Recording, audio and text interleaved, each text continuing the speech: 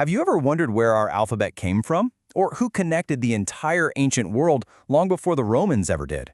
Well, today we're diving into a civilization that did both of those things, yet so often they're left in the shadows. We're talking about the Phoenicians. It sounds like a simple question, right? But the answer is a huge puzzle. See, for centuries, the story of the Phoenicians wasn't told by them. It was told by their rivals and by their enemies. So to get to the truth, we've got to look past all the propaganda. And you definitely know the empires they were up against. We're talking the heavy hitters: Assyria, Babylon, Rome, absolute giants of the ancient world. The Phoenicians were this constant, resilient force that stood in their way. But they weren't just some obstacle. They were a civilization that totally shaped the world in their own right. Now, unlike the grand histories of Rome, the Phoenician story isn't written down in some epic book. It's pieced together from fragments, little clues, inscriptions on stone, broken bits of pottery, and the often very biased accounts of their enemies. To really understand them, we have to become detectives. So where do we even begin? To find their origins, we've got to look way back, because the Phoenicians didn't just appear out of thin air. No, their roots run deep, deep into the ancient past. And right off the bat, we need to correct a huge misconception. The Phoenicians weren't some brand new civilization that just popped up. They were the direct heirs of the great Bronze Age kingdoms of the Levant, carrying these ancient traditions and beliefs forward into a whole new era. And here's another crucial point. There was no single Phoenician empire. Instead, what you had was this dynamic, incredible network of powerful, independent city-states. Cities like Tyre and Sidon were the real centers of power, each with its own king, its own ambitions, and its own seriously formidable navy. And from these home cities, they just exploded across the entire Mediterranean. The Romans would later call it Mare Nostrum, which means our sea. But honestly, for centuries before them, it was the Phoenicians who truly mastered it. They created this incredible web that connected continents and cultures. Their mastery of the sea? Well, it turned them into the indispensable engine of the ancient world. They weren't just sailors. They were the network itself. They traded in literally everything. The legendary cedars of Lebanon, you needed those for any big building project. Precious metals like tin, which was absolutely vital for making bronze. They even created their own products, like these Egyptianizing wares, which were cleverly designed to appear to buyers in the West. Super smart. And this right here, this shows their true importance. Every ship that left port didn't just carry cargo. It carried culture. It carried technology, art, religious ideas, and of course, an alphabet that would literally change the world. In a way, you could say they were the internet of their day. But all of this success, it came at a cost.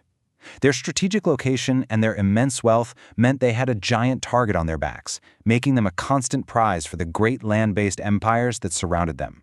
This timeline just gives you a quick snapshot of the constant pressure they were under. For centuries, their history was a struggle for survival against this parade of empires. First, it was the Assyrians, then the Babylonians, then the Persians, and finally, the epic struggle of their great western colony, Carthage, against Rome. And these weren't faceless conflicts. Take King Luli of Tyre. He's faced with the unstoppable Assyrian army, and he doesn't surrender. No way. He flees to Cyprus, choosing exile over submission. This was a story of defiance, and it was repeated time and time again. Or how about Tyre's legendary defense against Nebuchadnezzar of Babylon? For 13 years, the Babylonians besieged that island city. 13 years! I mean, that's just a testament to Phoenician engineering, their naval power, and their sheer stubborn willpower.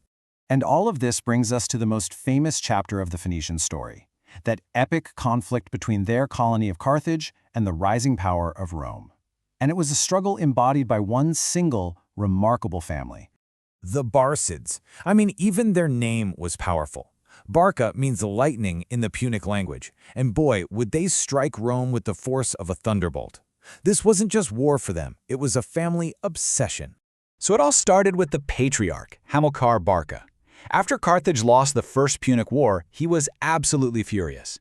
He believed they hadn't lost because Rome was stronger. He believed they lost because Carthage had shown a too quick despair. He would spend the rest of his life planning his revenge. And it was a brilliant multi-generational plan. First, Hamilcar goes to Spain to build a personal army and treasury far away from the meddling politicians back in Carthage. After he died, his son-in-law Hasdrubal consolidated that power. And then The stage was perfectly set for Hamilcar's son, Hannibal Barca. Hamilcar raised him for one thing and one thing only: to destroy Rome. This was way more than just strategy.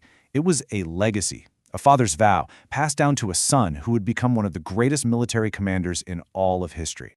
But, as we know, Hannibal ultimately failed, and Carthage was destroyed. And this brings us full circle, right back to the problem we started with, the problem of memory and who gets to write history. So on one side, you have the Phoenician story, told in these fragmented inscriptions. On the other side, you have the complete polished histories written by their conquerors, the Greeks and the Romans. And that's why we have to work so hard to hear the true Phoenician voice. So here it is, the crucial takeaway.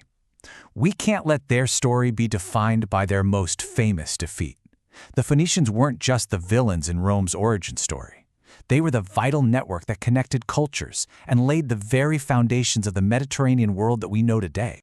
And that leaves us with a final, fascinating question to think about. You know, they say history is told by the victors. But what if the other side had won? If the great libraries of the world were filled with scrolls written in Punic, not Latin, what would we remember and what would we have forgotten?